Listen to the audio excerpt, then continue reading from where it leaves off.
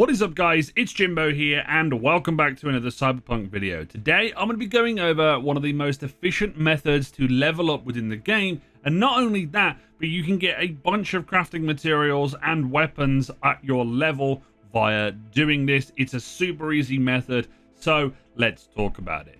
The first thing I'm going to recommend is that you get through Act 1 of the game, because it opens up more side jobs, more gigs, and basically allows you to do a lot more stuff with the story as well. This is culminated with the heist mission that you do with Jackie, and that's how you know you're at the end of Act 1.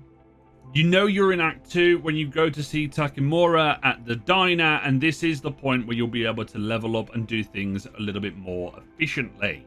Now, little disclaimer, I am going to say this before we jump into the method. You can play this game however you want. I played this game without doing this method, and I had a blast leveling up as I've gone through, and I've gone through pretty darn quickly. But if you just want to get to level 50 or try and get high enough to be able to get to access Phantom Liberty, and you've already played the game before, then I would recommend that you make a new character and then you use the skip if you've got the DLC to go straight into the DLC, and that'll put you straight into that. But if you're starting a fresh character, completely new, and you want to be able to get to the DLC quickly and also experience everything that Cyberpunk has to offer, then take it at your own pace, in my opinion.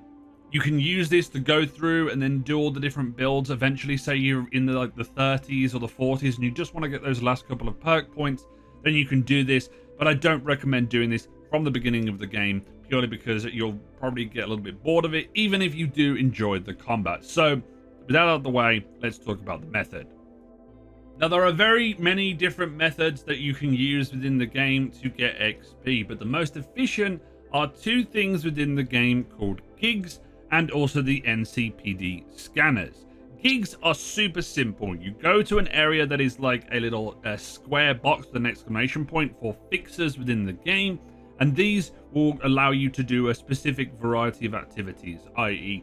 going in and stealing something, killing a specific enemy, going and stealing a car and then delivering it to an area. They're all really simple and not that hard to do. And also, if you do, however, don't do it silently and you want to just go and kill everyone that's there, that's the enemies that you're going to be going up against, then you're going to be getting passive XP and also be able to get some extra loot from those drops as well. You do the gigs and they're roughly around 1,000 or 1,500 per gig. And they also give you a ton of credits as well. So if you want to get some quick and easy credits without having to use and sell everything, and you just want to play the game normally, then you can do, and the gigs are the best way to do this. There is a fixer in all of the areas of the game. There will be, like, for example, the Regina Jones fixer will be in the main area. Then there's also one in the Corpo Plaza. There's also one in the Glen, and then there's one in Rancho Cuando, and then there's also one in the Badlands as well. So there's plenty of gigs to go around. You can combine gigs with the NCPD scanners. The scanners are these little blue icons on the map that will either come up with assault in progress or reported crime or suspected criminal activity. And essentially, you go to these places and you kill all the enemies that are there. Why is this great for XP? 1, you get XP from killing all of the enemies. 2, you get XP for the completion of the job. And 3, you also get skill progression for your things such as Shinobi, Solo, Netrunner, whatever playstyle you are going for. Doing these will allow you to get extra perk points in the game, so it's a quick and easy way to level these up as you go. I got my Solo up to level 15 by just using a shotgun and doing a bunch of these as I went around. The other great thing about it is that when you kill the enemies, whatever level you are, they will drop items relevant to your level. So if you start to do this in the 40s, even going up into the late 40s, you're going to have the chance of legendaries dropping for you that you can dismantle, the basically tier 5s that you can dismantle to be able to get crafting components. And you can do this on all the levels. If you really want to, you can take all of the stuff that you get from doing these scanners and sell it, and you'll be rolling in credits. And then if you want to get a bunch of crafting materials, you can go to your inventory and just dismantle everything that you have available there that isn't an iconic, and that will give you a bunch of crafting materials and also gives you some points into engineer as well.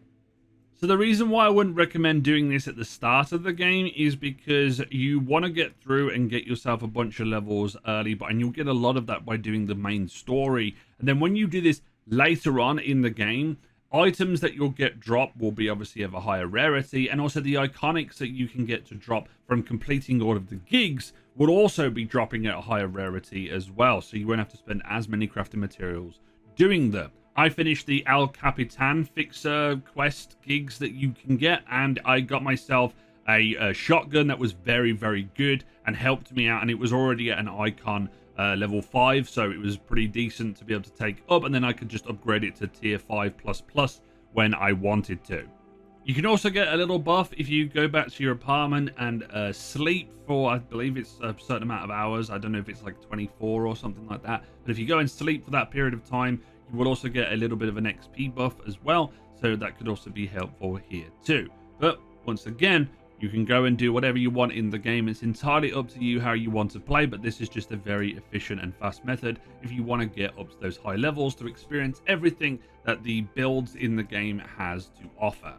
As always, if this video has been helpful, please leave a like on it and subscribe, as we have a bunch of new people coming into the channel, which is fantastic. Leave a comment on your favorite part of Cyberpunk down in the comment section as well. And as always, this has been It's Jimbo, and I'll see you guys next time.